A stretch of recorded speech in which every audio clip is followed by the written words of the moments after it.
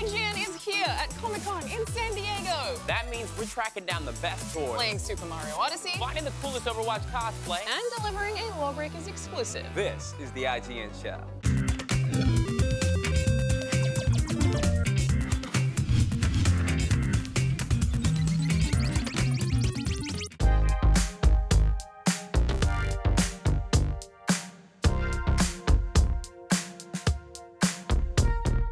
Hello and welcome to the IGN Show. I'm William Haynes, this is Alana Pierce and James Duggan. We are in San Diego for ComicCon. I can't believe we're getting paid to do this. Pretty great. If you couldn't make it down to the show or you want to relive it from your less crowded living room, we're going to give you a whirlwind tour over the next 30 minutes. The cosplay, the games, the toys, everything. On today's show, I'll sit down with designer Cliff Bleszinski to talk about his new multiplayer game, Lawbreakers. He's going to reveal a brand new map exclusively for us. But first, it's time to get on the payload, ComicCon style. Overwatch cosplay is insanely popular, so of course, I hit the convention dressed as one of my favorite characters. Bet you can't guess which one. If you guess Mercy, you're wrong. That's too easy. Summer is convention season, so even after my incredible Sailor Moon cosplay experience at RTX, I knew I wasn't quite done for the season just yet. And San Diego Comic-Con is one of the biggest pop culture conventions in the world, so I knew it was finally time to pull out a cosplay I'd completely finished, just waiting for the perfect opportunity to be worn. I knew how many Overwatch cosplayers would be in San Diego, so I put out the word to try to assemble the ultimate Overwatch team for a cosplay meetup.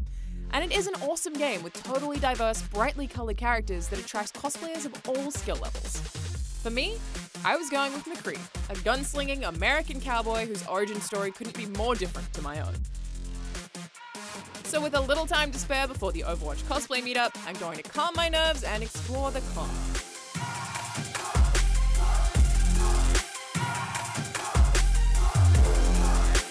It's always so exciting to meet fans of franchises you know and love by dressing up as a character from one of them. That said, getting to admire other people's hard work is twice as rewarding, and San Diego Comic-Con 2017 does not disappoint. There are some truly epic cosplays. There's creativity, humor, and an enormous sense of community. Some of my favorites include an actual Megatron, which is such an epic feat of engineering. While I could explore the floor and meet other Overwatch fans all day, the meetup is looming, and if I'm gonna make it in time, I've gotta get going. I'm not gonna lie, as I'm walking over there, I'm getting pretty worried that nobody else is going to show up. But the turnout is awesome! It's like an Overwatch character menu come to life, with some unique takes on characters I already love, and some other McCrees to hang out with at high noon. I was so excited to see a Doomfist there too. This was barely a week after he had been properly revealed, and it's such a highly detailed cosplay build. It looks so good in person.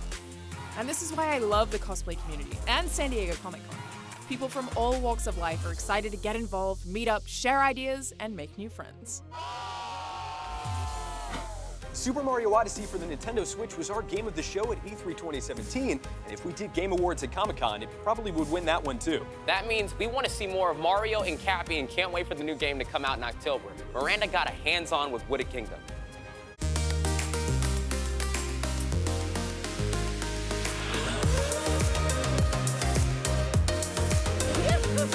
So I am incredibly excited to get more of Super Mario Odyssey, and here to show me that is Sam from Nintendo Treehouse. I have only played 10 minutes of it, and it's already maybe my favorite game of the year next to Breath of the Wild, so we are looking at a new level, right? Yeah, so this is the Wooded Kingdom, and we've really got a big sandbox adventure in the style of Super Mario 64, Super Mario Sunshine. There's a lot of really interesting stuff that we've never seen in a Mario game here. Oh, if you're a fan of games that have a lot of collectibles, this game is kind of like your dream and your nightmare because there's so much stuff to find. It's really fun to dig into everything that it's got. This is my teammate in this game. Cappy is a fantastic creature with lots of amazing powers. So with the Joy-Con and the wrist straps, I can actually do a whole bunch of fun stuff with motion control that lets me throw Cappy in a whole bunch of different ways. That's so cool. Cappy has an incredible ability that actually lets me take control of different animals, different creatures and objects, and also different enemies. I want you, come here. Don't take away from me. Oh. Now, as the Fire Bro, I can suddenly throw fireballs. I've got a different way of moving. I've actually got a little fire I can start. So there. Oh, wow. Get myself a heart, get myself some more coins. This world's like littered with secrets. Like this one. We're gonna take a, oh, no. a massive jump. Oh no. This is actually gonna work out. It's oh, okay. Wait. Oh. Oh. If I take a risk, I actually find this place called the Deep Woods. I don't think we want to mess with him just yet. Okay, no, let's take out this one. He's causing quite a mess. Come on. There we go. Oh. Oh. There we go. Guys, I cannot wait for October. It's just like sitting there, I could not stop smiling. That T-Rex was awesome. He's gonna be my best friend, mark my words. And there were just so many cool things in the shadows just waiting for me. I know Super Mario Odyssey has a ton of secrets and I'm gonna explore all of them. Old school laser tag could be fun, but some jerk always ruined it by putting their hand over the sensor and cheating. Recoil laser tag solves that problem and puts modern tech, like your phone, in the classic game. I got to play with Naomi and Miranda. Here's what went down. I'm here at San Diego Comic-Con with Naomi and Miranda to check out Recoil. It's laser tag with a lot of modern twists that look to reinvigorate it and make it interesting for folks like me. What do you think? You ready to go? Yeah, I want to win. Let's wrestle. Let's get into it. Here we go. Getting cover, getting cover.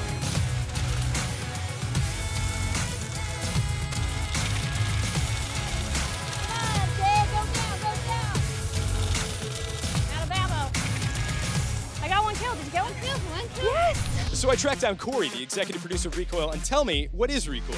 Recoil is essentially laser tag meets Pokemon Go meets a FPS video game. You're basically running around outside with your blasters, you're battling with your friends, and you all network into the Wi-Fi game hub. That allows you to connect 16 players into one game. And so as you're out there, you're battling, you're collecting data, and that data is being transferred to all the different players to the Wi-Fi network, just like a video game happens. And we use GPS to map your battlefield. So when you need to respawn in the battle or you need to pick up ammo, there are actually GPS drops that you have to go physically run to go get your ammo. You're connected to your blaster with your phone, and we're getting that GPS data, which is giving us positional data. When your friend's battling you and you're taking damage, you'll know exactly in your headphones where that damage comes from. And so we use that audio to give you battle awareness while you're playing. So it's a really immersive, outdoor, fun playing experience that's really innovative and really reinventing laser tag as we know it. Ammo! I need ammo! No, no. Dead, man. Dead. Coming up, Will and I had decided to ditch work to play Pokemon Go. Plus, the exclusive reveal of a brand new multiplayer map from Cliff Bleszinski's Lawbreakers. And then we'll check out a new planet in Destiny 2. More from ComicCon in just a moment.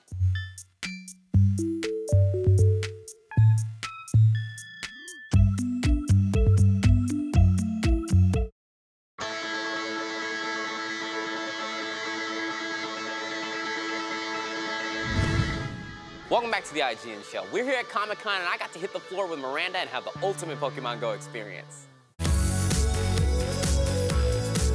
Right now, there's a special event Pikachu we should go get. That should be like one of your first Pokemon. Special Pikachu? I want a special Pikachu where?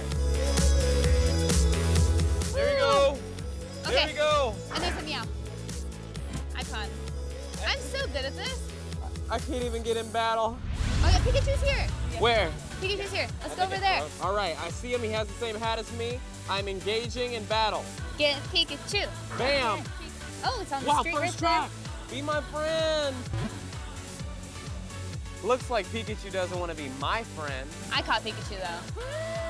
Pikachu, stay in the ball. I think I got it this time. Ah! I got it. If you don't follow IGN on Snapchat, you should, because we mess around with Pokemon Go, review some games, and talk about whatever's going on. Now, with franchises like Unreal Tournament and Gears of War under his belt, it's safe to say that designer Cliff Bleszinski knows how to make a game with good online multiplayer. Cliff's new game is Lawbreakers, and he sat down with James to bring you guys an exclusive reveal of the brand new map. Cliff Bleszinski, the creative force behind the original Gears of War trilogy, is back with a brand new studio called Boss Key Productions. And their first game, Lawbreakers, looks to put a gravity-defying twist on the hero shooter genre you know and love. I'm here with Cliff Bleszinski. Before we get into the exclusive look at Trench, which is a Lawbreakers map, Cliff, for those of us who are not familiar, what is Lawbreakers? Lawbreakers is a character-based first-person shooter in which it has gravity-defying combat. The game has incredible mobility. Yep. What do you think that mobility does to the skill cap? Can you give us a couple examples of how abilities interact with that? Well, we're an incredibly skill-based game. We're kind of gunning for that kind of Counter-Strike type of crowd. Everyone always asks me if the game's going to be an esport. I don't know. We're going to build a community first. We're going to see what comes out of that. Can you tell me about ultimates? Can you tell me about abilities? Give me a couple examples of really fun things that you're proud of. Well, one of the roles that was revealed in the last beta was the Wraith. And the Wraith is a character that has the ability to slide, triple jump, as well as jump off the walls, as well as an ultimate that slows people down Max Payne style. So hopefully that gives you at home a little clearer look at what Lawbreakers is. And now here's a world-first look at the new map, Trench.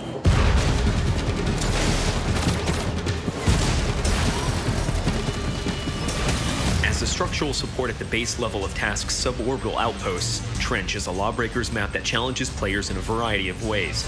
Featuring a large zero-G exterior, vents that can propel you into the gravity-defying mayhem, and a giant chasm in the center of the map that ditches the ground completely. In the game's fiction, Trench features 3 large spires that stretch into the sky, and serve as the base structure and power source for another Lawbreakers map, Vertigo. It's a hazardous task facility that has fallen into disrepair and is in constant contention, as the faction who controls what's on the ground controls the sky. In regards to gameplay, Trench employs a number of unique additions to Lawbreakers' gravity-defying combat that focuses on high-skill movement and traversal, along with long-range opportunities for roles like the Gunslinger. In addition, the map features vents that can provide a unique movement mechanic to all roles, a wind tunnel-like effect that thrusts players up into zero-G for high killing angles and better view of objectives. It's a medium-sized map with sight lines that span from base to base. While playing Trench, keep your role in mind. When using lower health characters, stick to close quarters tunnels for moving from one side of the map to the other. In addition, split-level charging rooms and bases require multi-level defense and offense. Also, don't forget the middle of the map has no ground whatsoever, so make sure you're good enough to navigate, because without risk, there's no reward.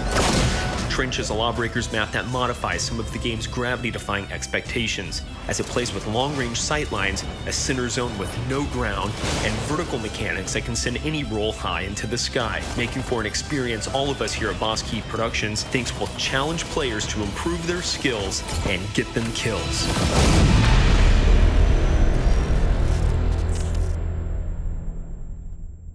Okay, so coming out of that, I have to ask, there's this giant death chasm in the middle. You have to make it clear, you cannot fly in this game. You have to come down eventually. So what does that do to this map? When I pitch this game, I've often described it as the floor is lava of the game. So if you're not good at manipulating yourself, you're going to be falling to your death a lot. Is there camping in the game?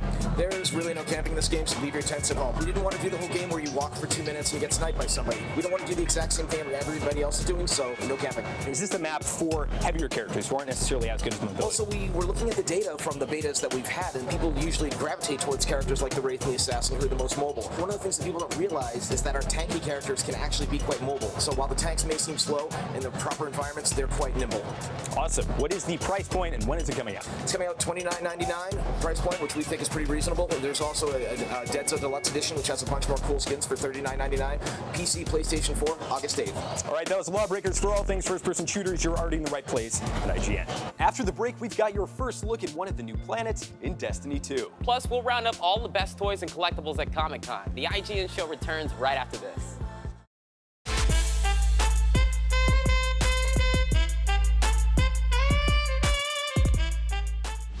We're here at ComicCon and video games are everywhere. We're trying to find out what people's favorite games of all time are. What's your favorite game? Arkham Asylum. I thought you'd be at the Crash Bandicoot. My favorite video game of all time is Legend of Zelda Wind Waker. My favorite game of all time is StarCraft 2 because I like the competitive ladder and I like to be one-on-one with people. Final Fantasy VII because it was my first time ever playing a JRPG and it was so immersive and the story was amazing. My favorite game of all time is Zelda Ocarina of Time because I feel like it really defined the generation of RPGs and open world environments. Man, my favorite game of all time, probably Mass Effect, the original one. Actually, the whole trilogy. They're just people in space, man. That's where we need to be. My favorite game of all time is Ocarina of Time, Zelda, because I grew up with it. It's like the first game I really played and I just love it. Well, I'd have to say it's Overwatch because it's an opportunity to play as myself, show the world what it means to be McCree.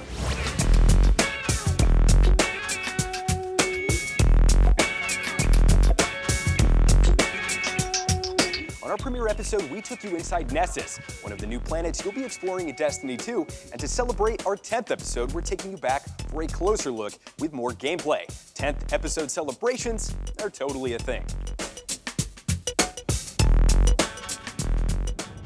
In Destiny 2, story missions are only the tip of the content iceberg when it comes to explorable destinations like Nessus, and you'll find yourself returning to each and every zone to partake in diverse and replayable activities long after you've completed the campaign. The first of those activities take the form of public events, which are making a return from the original game with a few additions and alterations. Public events task you and any other Guardians around you with defeating a challenging scenario. One minute you might be minding your own business, and the next find yourself in the middle of an emergent encounter with a Cabal battalion assaulting a drilling outpost. Every public event boasts a bonus objective that triggers a heroic mode, which offers better rewards at the cost of greater difficulty. Next up are adventures, short, self-contained missions that provide players with additional narrative details about characters or locations like Nessus. Adventures are seamless and won't require a loading screen, allowing you to continue your exploration at any point during or after the mission. PvE content is hidden in every nook and cranny of Destiny 2's destinations, and if you see this symbol, it means you're near a lost sector. Usually taking the form of a cave or subterranean lair, lost sectors are incursions of varying length, capped off by a boss fight. Defeating the boss will give you and your fire team access to a loot chest. World quests unlock after completing the main storyline of a zone. Unlike adventures, these missions tell a larger story with overarching continuity and usually result in becoming more reputable in the eyes of a specific NPC or faction. One can only assume that the result of this endeavor will again be some awesome loot. Last, but absolutely not least, are flashpoints, which are weekly incentives to complete public events in a single destination. Completion yields awesome rewards, but that isn't where the flashpoint ends. Cade will sell treasure maps for that week's flashpoint destination, and secret bosses in that zone can only be triggered during its flashpoint week. Essentially, players can expect to revisit one of Destiny 2's unique explorable destinations each week, for compelling incentives even after venturing into the game's endgame content.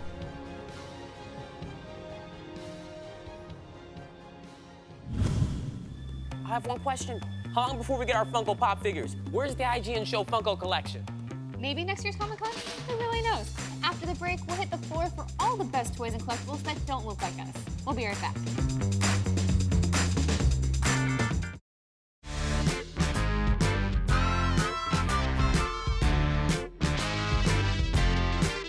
The only thing that outnumbers is people like ComicCon are the toys and collectibles. There's exclusive merch only available at the show, and all the stuff we'll be buying until next year's ComicCon reveals. Here are some of our favorites.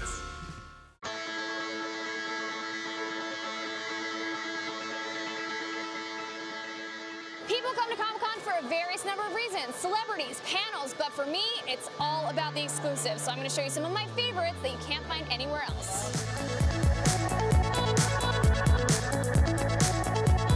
Sideshow, one of my favorite booths at the con. Robin, you know all about this. We've got 4 amazing pieces from 2 amazing games. We do. So we have Batman Origins and Batman Arkham. 2 pieces, but when they're put together, it's a fight between Mr. Freeze and Armored Batman. These are hand sculpted, they're hand built, hand painted. They're truly spectacular. These are all beautiful statues, but near and dear to my heart is Selena Kyle. I'm Naomi Kyle. It's perfect. If you were at San Diego Comic-Con, you need to make time for the Mondo booth. It's got such amazing artwork here, so tell us what we got. Yeah, we have 2 limited edition posters, one for Contra and one for Castlevania 3 Dracula's Curse, which recently became the source material for the Netflix original series. We're at the Blizzard booth, and I'm holding the Blizzard 2017 exclusive toy. It's Golden Soldier 76 from the Cute but Deadly Overwatch series, and everybody wants him. He's 15 bucks. Anyone want it? Oh, guys, I'm so sorry, it's sold out. In addition to having one of the greatest views here at the con, Entertainment Earth has one of the greatest and cutest exclusives of the con. Check it out, it's a combo pack for Mario and Princess Peach. They're back in their classic NES form. The box is in the shape of an NES console. I mean, it's amazing. It's $15 and I absolutely love it. And I get to keep one. Built to scale. Behind me is an Iron Song Ghost Shell replica. It's amazing. It's by Mega Construct and it's sold out. I know, I'm so sorry, but guess what? I have one. Are you peanut butter and jelly right now? Yeah, you better be. Take a look. That's all you get to see for now.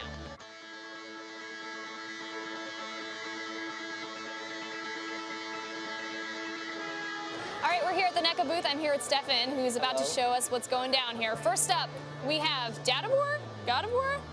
Papa War himself, Kratos from the new game God of War, shown here in all his glory at 18 inches tall.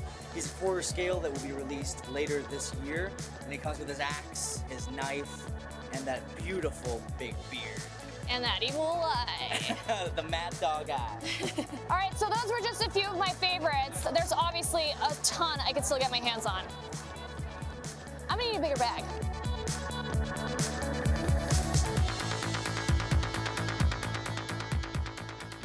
Our time here is almost done, so we need to decide once and for all, what was your favorite thing you saw this week? I'll go first. Cosplay is on 10 in 2017. This is a big year for the average cosplayer. I saw incredible ones. I saw Megatron. Mine's easy. Pikachu, but also Super Mario Odyssey because I cannot wait to play more of that game. I also got to play a bunch of Nintendo games, which was really cool, like the new Metroid, but the highlight for me, for sure, was getting to cosplay as McCree and meet up with Doomfist. It looked so cool. It did look very cool. Mine has to be Shadow of War, though. I got to play that. I didn't get to play it at E3. Got to play it here at ComicCon. I love the Nemesis system, the expanded open world. I cannot wait for that game to come out. And that does it for this episode of the IGN Show, which means it's time for us to hit the show floor until security kicks us out. Remember to keep it locked to IGN. Thanks for watching.